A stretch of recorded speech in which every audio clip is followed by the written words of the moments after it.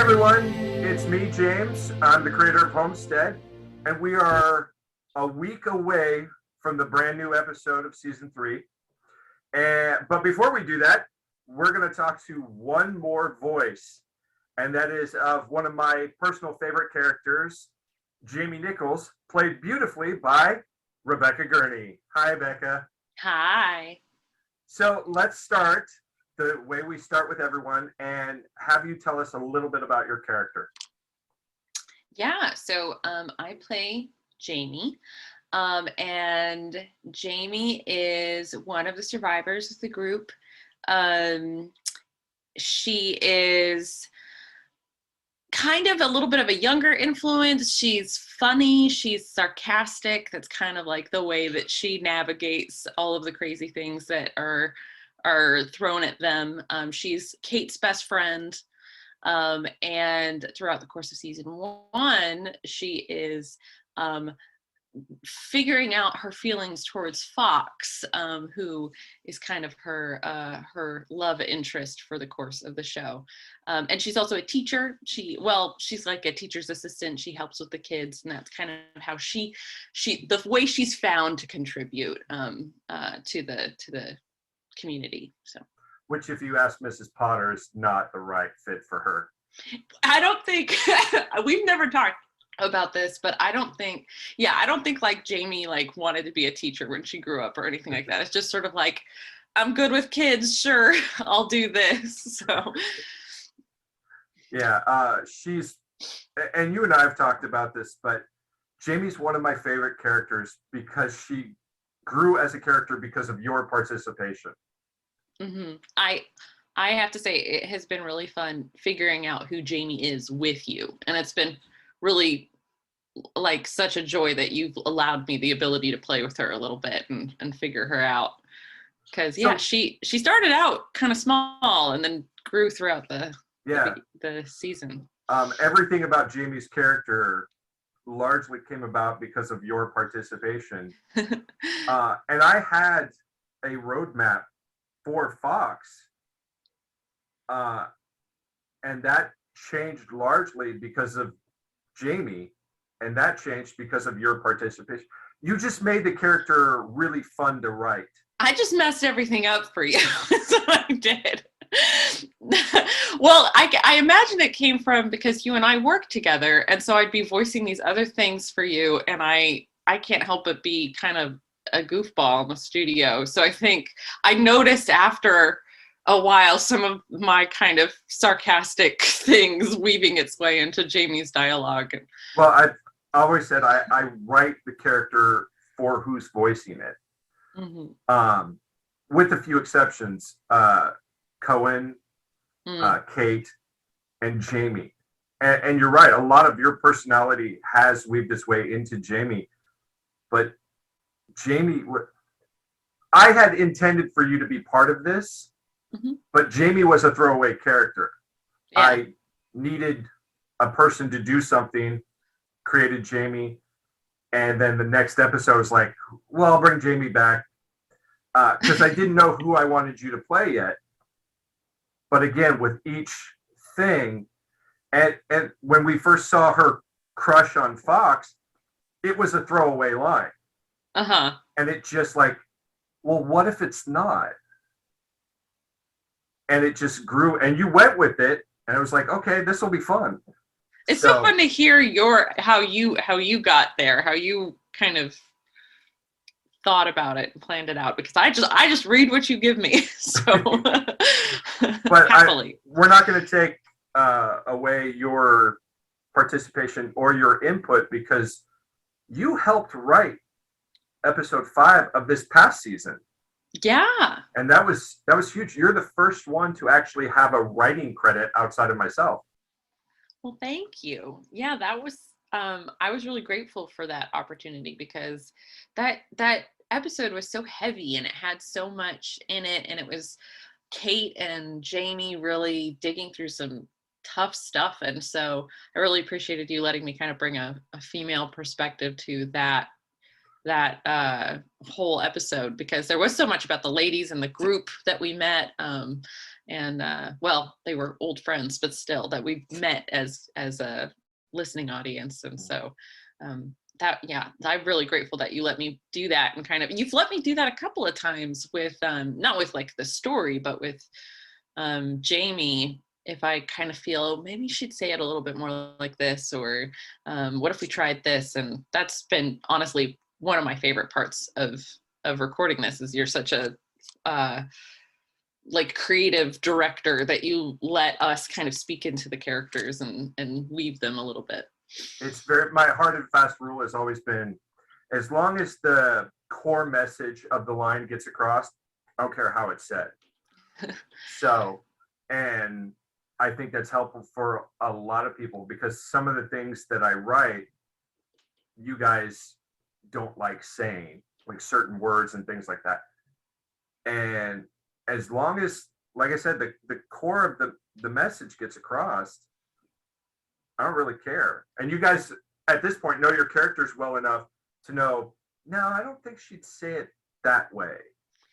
Yeah, that's been the fun part, is, and you'll forgive me, I'm a bit of a nerd, but I know that you also are too. I kind of feel a sort of similarity to like the improv I would do. Well, I used to be a theater kid, so I do like improv there, but also like improv when I'm playing like a D&D character, like like you can once you're with a character for a certain amount of time, and with Jamie, gosh, how long has it been? It's like 2 years now. How many? 2 years. So I've been sitting with Jamie for 2 years, and sometimes you'll throw things at me that I'm surprised about her, that I didn't expect, and then it helps me get like a bigger picture of Jamie, and okay, so how does that fit with this? And so after you sit with her for a while, you're kind of like, yeah, I do feel like I have a good sense of how she'd respond to things, or, you know, is she scared in this moment? Is she, you know, and then you give such great direction as well for when we're not sure, so that we can kind of, you know, figure out how to push and pull the character into new fun ways. And especially with this last season, season 1 was just setting up the characters. Last season was pushing these characters, and this coming season is pushing them even more. But it's for a purpose. Especially this coming season, because I know what's coming in future seasons. This season is very important to get everyone on the same page. Yeah. But they have to go through all their emotional and mental stuff. So I'm really excited to see how we pull this all together. Yeah, the season 2. Oh, I was just gonna say season 2. A lot of us were kind of like apart, especially like Fox, and so it's like, now what happens? I'm excited to find out now that all of the chemicals are in the same like beaker and being shaken up. Like, what happens? And one of the things, because you and I have talked about Fox and Jamie's journey from the beginning, and so we know where they're going to be at the end of this season. And you asked me specifically for a certain type of scene, and I hope that I gave you that. Oh, gosh, I don't even remember what it was, so now I'm very excited. You asked me for the Hermione Ron. Yes, I did. For a reflection of this scene in Harry Potter when Ron's run off, and then he finally comes back, and the first thing Hermione does is just like hit him or like yell at him. Yeah. Even though she missed him. She gets that in spades. You're amazing. Please That's great. Read the whole season, because there's so much great stuff. And this season really is kind of about Fox healing, but it's also Jamie healing and Kate healing, and really Cohen actually coming into his own even more. So I'm really excited for these journeys, but I'm also very excited for a new villain that we've created. I think he's even more sinister than Damon, which, if you listen to episode 9, was haunting. Saying a lot. So let me ask you, how do you think you and Jamie are alike? Well, we kind of touched a little bit about things about me that we both can be sort of the person cracking jokes, to get through a tough situation. I think she's got a big heart, so she feels things pretty strongly. I also can be kind of sensitive and feel things pretty strongly. Um, and I think, yeah, that's what I've enjoyed with her, is just uh, she keeps those feelings kind of locked down, and you and I've talked about this, and how that's similar with her and Fox. And I think that's also something that I do, but like, you don't want to psychoanalyze yourself too much, but yeah, I think I really relate to her in that, of someone who cares so much about people, wants them to be happy, wants to help, maybe feels things strongly, but kind of keeps it, and tries to make people laugh, and just I think honestly a lot of her sarcasm is her trying to kind of lighten a situation when it's everything around them is so dark, and so I She's like to also be there. stated that it's a defense mechanism. Oh, it Keep people absolutely at a is. distance. Yeah, and I do that absolutely, and so that's been very natural, to step in, and when she's making those jokes, or even just like saying a line, or uh, it's interesting to see the things that she will step her foot into, like when the council's all talking, and the things that she'll step back from. And so yeah, I think, yeah, using the humor using the humor as a defense mechanism is probably the big one, that I see with Jamie. How do you think she's evolved over the past 2 seasons? I think, well, what's interesting is she's evolved, and also I've learned more about her from you. Like, we had a great episode, I think it was season one, where, yeah, it was season one, where we go and I'm with Kate and Cohen, and we're going through a house, and we all talk about like high school, and like what we were like in high school. And that episode, more than anything, kind of helped me start building the picture of Jamie. And I think Jamie, she's not a like fighter. She's not a, you know, she's not the brains necessarily. She's not a soldier like, Cohen or Fox or anything. And she doesn't quite have the faith that Kate does, that like everything's going to be fine. So she's kind of this, I've enjoyed her as just like, she's just a girl that got stuck in this situation, and she's trying to figure it out. And we've never talked about her age, but I see her as a little bit younger, like a little bit more naive. Yeah. And I don't mean naive, I just mean like she's gone through a lot. She's had some horrible things happen to her. All of them have, their families dying and things like that. So she's just trying to, I think, every day put one foot forward. And the way I think she's grown, especially in season 2, is I think in season 1, she was having these feelings with Fox, and I think a part of her still held this like hope that maybe like from high school or college was like, I'm going to meet the guy and it's going to be great, and I'm going to have this kind of life, and maybe this will work with Fox, maybe that will happen. And then Fox leaves, and so that whole like possibility of that picture left with it. And so I think season 2, even though she was holding out for Fox to come back and figuring out just how she felt about him, there was also a lot about her figuring out what to hold on to. Like, what does she believe in? What's she going to stand up for? What's she going to not let anyone talk her out of? How does she really contribute? And I think one of the fun things we see is that she ends up being like a great like balance for Cohen, and the two of them together. And so she, she's not like a soldier or someone who's going to make the big plan, but she can help Kate and Cohen in different moments this season kind of sort through their own emotions. And so I think we're kind of seeing how she fits into the picture, what she can contribute, and she's had to kind of come into her own more as being able to be alone, but knowing what she believes in and what she holds on to, which there was a big thing about hope and just like, maybe it's pointless, but I'm gonna still hold on to hope. And yeah. Yeah, it's funny. She kind of becomes the epitome of hope. Mm-hmm. Uh, and going back to what you said about her having this picture of her life with Fox, it didn't occur to me until just now. Like I wrote it all and everything, but it didn't occur to me just now that this might be her first heartbreak. Yeah. And this is how she deals with it. And because Fox's leaving is so ambiguous, it's easier for to hold on to that fantasy that he's still out there somewhere. Mm-hmm. Yeah, I mean, there's like an emotional state. Like, I don't know what's actually true for Jamie, but let's say like she was like a senior in college, or maybe just a few years out of college when the world goes crazy.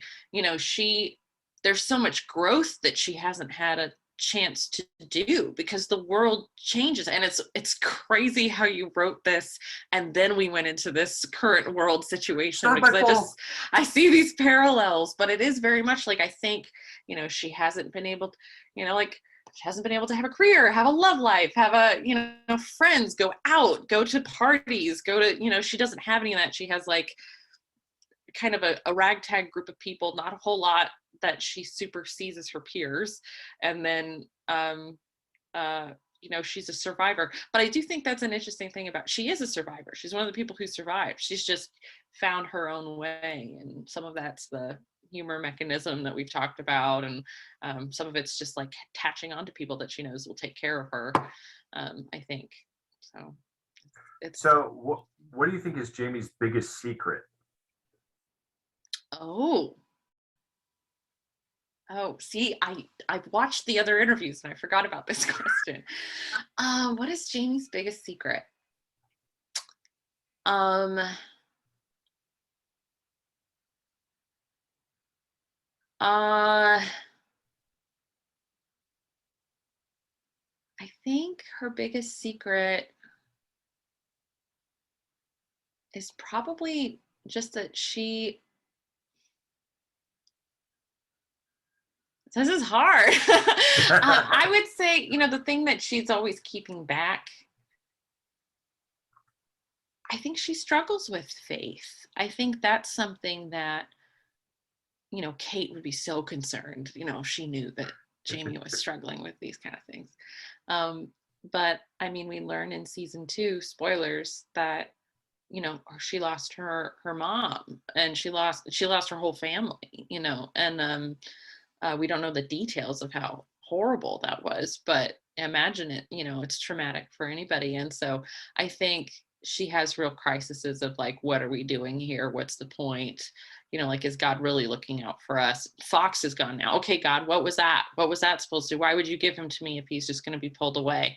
And so I think that's kind of a thing that she keeps inside and doesn't look too close at, because if she starts looking at it, then she gets scared, and she doesn't want to be scared. So I think that's probably just a deep one, but Actually, that's the best answer I've heard so far. I gotta know, what's been the biggest challenge you've had playing Jamie? We talked about how similar we are, but we are actually different in a lot of ways. She sometimes I have to like mentally picture, okay, she's not you, because she'll do these things. I'm like, I want to do that. And it's like, she's not you. She can be a little bit more immature about things. I definitely am not someone who would be like, I'm in love with him and he's going to come back. I know it. So like finding out how to find that in like an honest way of Jamie. I think she has multiple monologues in season 2 where she's talking about what happened and like, how tragic it was. And she's going over it again and she's mulling over it again. And she's fighting with Cohen and saying, no, I'm going to hold on. And to me, like, I wouldn't do that. So this, and not that I wouldn't hold on to something, but just like be so determined that, this relationship's going to work out, that Fox is going to be okay, that so it's been kind of fun to find, okay, she's desperately holding on to something. She's fighting to believe in something. Like, why is she doing this? And how do we say it in a way that feels natural and not just like a child that doesn't know what she's talking about? Because I think some of them treat her that way along the way, like, you know, that she's acting childish, and but why is it so important to her? Why is it something that she's doing? And so that's been fun, kind of trying to figure out what is something that maybe is childish and she needs to let go of, and what is her hope, her figuring out what she has faith in and what she's going to hold on to. So that's been honestly kind of hard sometimes, but it's been good. It's really funny too that she's so childish about, especially with Fox, that hope she holds on to, and she turns out to be right. Yeah. She was the naive one that was holding on to the ridiculous idea that like Fox was going to come back and not be sick or anything like that. And she turns out to be right. So I love that for her. What's been your favorite moment this past season? Oh, all of my favorite moments are my scenes with Travis. I love the Jamie Cohen scenes. We've had like 2 really good juicy ones, I think, at least. And it's funny how they bookend the season too. Yeah, those are my favorite, because I think, well, the nature of how we record this show, it's, you know, we'll all have the scripts, but we don't really get a chance to rehearse with each other really before we're recording. We'll just like, you know, you'll give us some direction and we'll maybe do a couple takes, but for the most part, it's kind of like we're going into cold a little bit. And so I love doing that in the scenes with Jamie and Cohen, because usually, I mean, sometimes they're like screaming at each other. Sometimes they're like, or they're throwing jokes back and forth. And it's fun to just bounce that with Travis, because we'll be going into it having no idea what the other person is going to do, but we just kind of like figure it out. And that's fun as from an acting point of view. That's really fun to do. So that's my favorite, like, and I think it shows a lot from the both of them and how they work together. I think anytime you have 2 characters that are kind of, you know, having a moment where they're butting up against each other, you learn a lot about each of them, and so that's been really fun. I have to say, I also really love the moment at the end of the season when Jamie's praying. And it's like the first time you've ever seen her even like talk about God, I think. And she might in episode 5, like for a minute, but like we've never seen her pray for sure. And so that was so fun. And so, I mean, honestly, it felt really good, because there's some things that she said there that like I could really connect to with the state of the world and everything we're going through. And so that was like a cathartic scene to do for sure. And it's so funny how you talked about she struggles with faith, and that scene is so important for her, not just for the episode, but for Jamie as a character. It's kind of her, I don't know if you and I have discussed it, but I've talked to other people about it. It's almost Jamie getting ready to let go of her hope. She's at a point where Fox hasn't come back. Everything's falling apart. And it's like, please tell me that I haven't been holding on to this for nothing. Yeah. I mean, I would have said that she was struggling with faith before we had that written in there. And then seeing it and kind of seeing how she has it. She I think she even says, you know, like, you know, you've gotten me this far, kind of that kind of feeling. But it really, I loved that, because it did kind of, I did feel like it was important for Jamie to get to a point where she could let go or make peace with the idea of Fox not coming back without letting go of her hope and her faith. And I think that prayer, even though it was sort of like a desperate, like, come on, God, please, like, let this happen. I think it was, like you're saying, kind of that moment that we got with Jan, where she's like, I've been pushing against this for so long. I'm just going to let go and trust. And then she kind of gets that answer right away. So I'm happy for her. Yeah.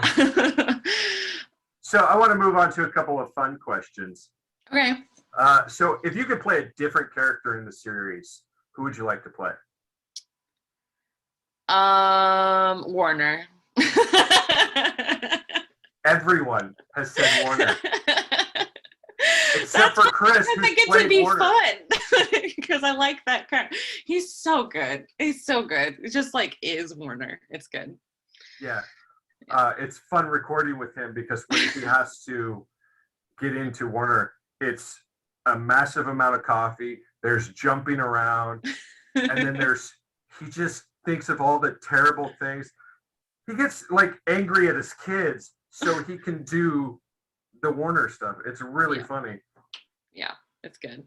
If we were going to make Homestead into a movie, but you got to pick who played Jamie, who'd you like to? I've been thinking about this one because I was like, oh man. So I think she'd be probably like I'm curious what you would say too, but I think like an Anna Kendrick kind of. Maybe. Oddly enough, she never popped up on our radar. She was she'd one great. that I've pictured before, and then there have been times, like I said, sometimes I have to kind of like separate myself from Jamie. I've like looked at a scene and been like, okay, how would like Emma Stone do this? You know, like kind of like the kind of more darker sarcasm thing. And so, but I think once I got Anna Kendrick in my mind, I couldn't get rid of her. So I think she's my pick. Who's yours? I'm curious. So I have two. Okay. The first one would be Emilia Clarke from Game of Thrones. Ooh. And then the other one was Elizabeth Henstridge from Agents of S.H.I.E.L.D. Oh, yeah. Oh, she's great. She matches pretty closely what I would picture Jamie, like how Jamie looks, I think. Mm-hmm. Elizabeth Henstridge. Yeah, for sure. Yeah, I had to think a little bit more like, I think I was thinking more like the comedian types, you know, like kind of that can do the heart. So that's great. Those are fun. I like those are fun. Okay. If I let you write an entire episode of Homestead, what would your story be?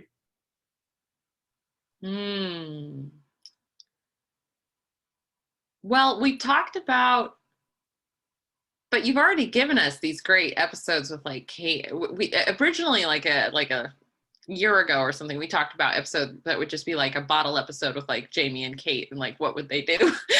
Like what are they doing while everything's still on breaking down?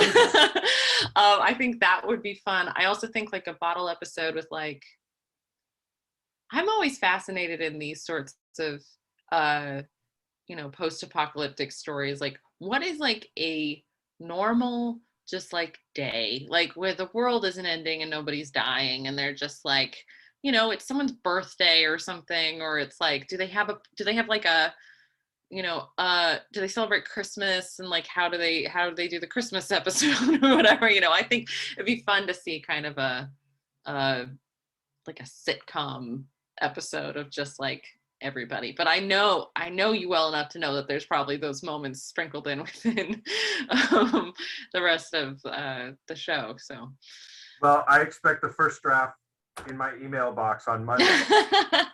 So you should get on that. All right, one more question, and then we actually got to cut this because we actually have to record an episode. We have to record. Yeah. So I got to know, what do you see in Jamie's future? Well, or what would you like to see? Okay, because you've spoiled some stuff for me. But okay, so I would like to see Jamie come into her own, knowing what role she plays in this group as far as how does she contribute best. She's helping with the kids. She can be an ear for Cohen, and now that Fox is back, maybe for Fox, but she's not like she's not like Kate. She's not getting in there and like fighting for justice. She's not trying to be on, council or anything, but like, I want to know, is it that she, maybe she gets better at fighting, or maybe she realize, I don't know what it is. I don't know what it is that she would do. but I want her to know what it is. I want her to figure it out. Where she best contributes, and maybe that is just being an ear, or maybe that is organizing things, or whatever it is. I want her to feel confident that she's not just like a girl that's attached herself to powerful people and kind of helping how she can, but an integral part of the community. Not the throwaway character. I want her to keep building up so that now she's like she knows who she is and what her role is. So that's kind of vague, but something like read the notes for future seasons. I honestly, that was just off the cuff, because I know that there's going to be stuff that happens with Fox, and like I'm sure there's stuff with Kate and them growing as friends, but yeah, that just as a character, I would like to see that with her. So. Yeah. Well, thank you so much for joining us and sharing your insight. Can't wait to see what the future holds. Yeah. So, and everyone watching this, just one more week. One more week till season 3. Thanks, guys. We'll see you soon. Bye. Homestead is a Not Another Podcast production.